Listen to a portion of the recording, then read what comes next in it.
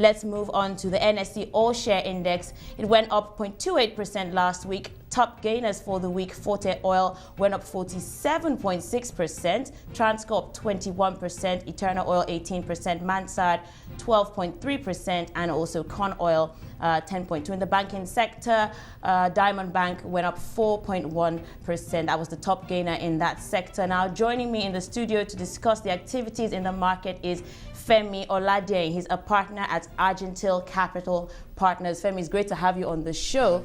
I think a good way to start would be to congratulate Nigeria, FIFA Under-17 World Cup winners. Are you a football fan? Absolutely. So you must have been really, really excited. It was fantastic, and I think the good news is that we won with real 17-year-olds. I think that's probably the cheering part of the story. Wow, I mean, I would like to say that I wish I was a football fan, but I think there's a specific gene that allows only men to understand football. It's a very, very complicated game. But anyway, let's move on to the show today. As I said, oil and gas market upbeat last week. Forte Oil nearly 48% gains, which is, extremely impressive. We also saw gains in Con Oil, Eterna, MRS Mobil as well, all up. What are your expectations for that sector this week? It's an interesting one, and I think what we're seeing in the market is basically investors are looking for value. If you compare the performance of the oil and gas sector to the banking space, for example, in 2013, the oil and gas index has obviously beaten the banking index significantly. But what we're seeing really is the oil and gas space is actually playing catch up to the rest of the market. We've seen the breweries, we've seen the food and beverage companies in the last 2-3 years recovered significantly from the 2008 lows, 2008, 2009 lows. But the oil and gas sector has struggled. First, you had issues around the whole deregulation or no deregulation issues. You had issues around payment of subsidy claims by the government to that sector. And what that did was, obviously, from a leverage point of view, a lot of those guys had to borrow to import those products, and it weighed negatively on their numbers. We are starting to see some form of recovery in that space, and that will continue to drive that sector aggressively. Now, the key thing for me is that you've still got to put your eye on the valuation numbers. PEs are becoming very high, so I would imagine that the gas behind that rally will start to peter off in the next couple of days. Yeah, I mean, it's interesting you mentioned in comparison with the banking index. I mean, let's take a look at those figures. The oil and gas index is now at 245.7. That's 56% above where it was a year ago. With the banking index, it's at 402.9. Which is actually down 5.8% from where it was a year ago. So even though we've had good financials from the bank, when you look at it on a year-on-year basis, it actually looks like the banking sector hasn't done very well. It hasn't, and it's a reality. I mean, the key things, and there are a couple of things that drive those markets. First key issue is that the level of liquidity in the oil and gas space is very little. A lot of those companies have $1 billion, $1.5 billion shares. So in terms of actual shares available in the market for you to trade actively, it's not like there's a huge chunk of the shares available. Companies like Mobil have 40–50% of their stock basically that doesn't ever trade.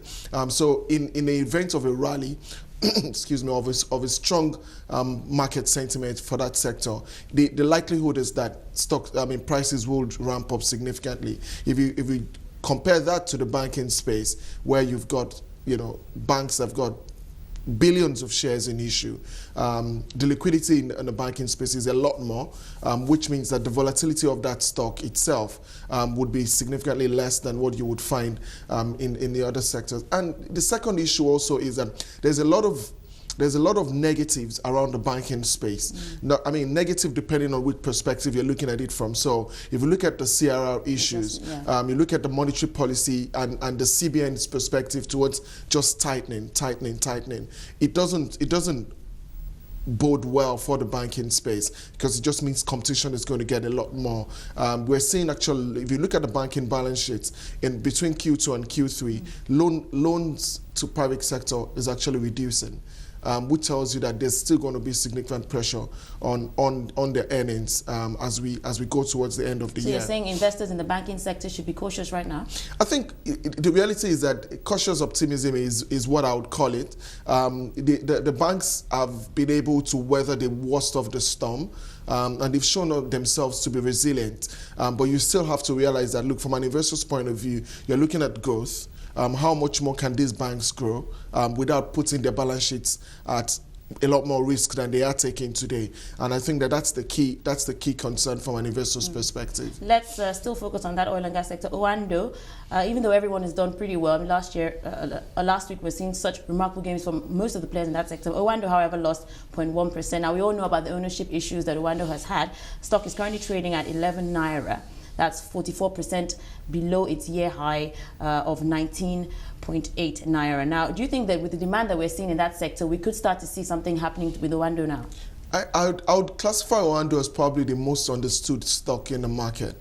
Oando is not an oil and it's not a downstream player anymore. Oando is a company that has diversified its business. It's in the oil and gas space. In the gas space, it's in the oil space. It's now becoming a big upstream player with the transactions that they're looking at now. Now, the key challenge here is that does the market price Oando the same way it prices a corn oil?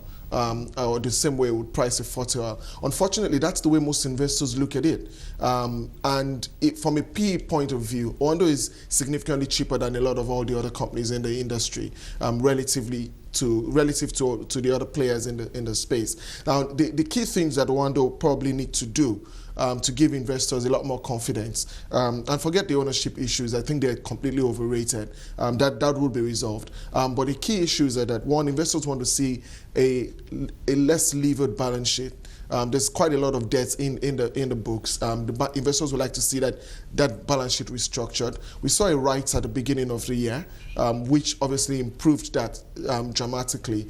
We think that if they continue to focus on that, paying off that debt or reducing the leverage on the balance sheet, then you can start to see a lot more value from the businesses they're doing filtered down to their earnings numbers. And you could see that stock become a toast of the market very soon. Let's move on to another stock that lots of people were talking about last week, Transcorp. Now trading at 2 naira 26. That's up 9.71 on Friday, close of trading. Now, of course, just like Forte Oil, that company has also taken ownership of a power plant. Many analysts are saying that the stock is undervalued. Do you think that we could see significant gains?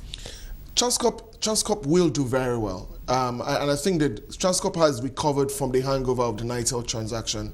We're starting to see the companies, from a strategic point of view, strategic direction point of view, making the right calls. So power is the next big thing, as everyone thinks in Nigeria. Transcorp is playing there. The hotel business is doing very well. It's a cash-rich business, which provides them with capital to do other things, in the market. There's a rights issue currently ongoing. Yeah, but what sort of gains are we talking about? Because, I mean, lots of people are saying that it could hit 2007 to 2008 levels. I mean, the stock was trading at a high in 2007 of 9 naira 71, 2008 4 naira 71. So we're not very far off from 4 naira 71. We're not very far off. I mean, the key thing, Didi, is that the market really isn't obsessed with numbers. The market is obsessed with returns, with prospects, and with growth. And I think that's the key story. You look at a Transcorp from where it was 2 years ago, 3 years ago, struggling with a 60, 70 billion naira debt portfolio with assets that were worth probably less than that. And you look at the balance sheet today, cleaner balance sheet, almost zero debt. And you look at the prospects of the sectors in which it's operating in: power, agriculture, hotel and entertainment. That's the heartbeat of the economy. That's where the economy is is drifting towards. And companies like Transcorp obviously will benefit, and they've got fantastic management, which is also what investors are looking for. Can management deliver on the strategic value that investors are looking for? And companies like Transcorp obviously give you that extra bit of expectation in the market. Let's move on to Q3 numbers that came out at the close of trading last week. We saw figures from African Prudential Registrars, revenue up 72%. to 1.2 billion naira. Profit after tax up 47.6% to 620 million naira. Market reacted positively with the stock up 4.7% in Friday's session. However, the stock has underperformed the all-share index this year. It's only been up 13.7%. So what's the future for this type of business, being that a lot of what registrars physically do has now gone electronic? Well, the truth is that the registrars still have a role. The registry business has even become even more interesting now because the banks can't play that role anymore. 2-3 years ago, all the banks had a registered business, but now you've seen some form of consolidation around that space, and I think it's positive for them. Now, the key thing is that a lot of people also do not understand what the registries do. Where do they make money from? And I think that as the knowledge base in the investing public improves in terms of what are the key revenue drivers. The key revenue drivers for them is, as long as companies continue to list on the market, as long as companies pay dividends, as long as companies come to the market to offer rights or private placement or whatever it is, and be it in the government or in the private space, the registrars will continue to be active. Now, and that is where they make their revenues from. So you could almost say that if the capital market continues to show some growth, the registrar's business will benefit from it. And as investors understand that, they start to look at the companies that have perhaps the bigger companies as their customers, and that will continue to drive those type of sectors. Very quickly, Femi. Now, last week we saw the index go over the 38,000 mark. Do you think we could get to 40,000 before the year runs out? I think that it's going to be quite difficult. The reason being that a lot of the key drivers or the companies that will drive the index in terms of the big numbers, your Dangotes, your GTBs, your Nigerian breweries, your Guinnesses, they've seen quite a lot of rally this year. We've seen significant growth in those stocks. I think that investors will basically want to recalibrate their portfolios towards 2014, which could be a very challenging year, a year before elections. So I would say that perhaps we'll see another 3-4% upside between now and the end of the year, except we get some fantastic news from some of the corporates in that space. Okay.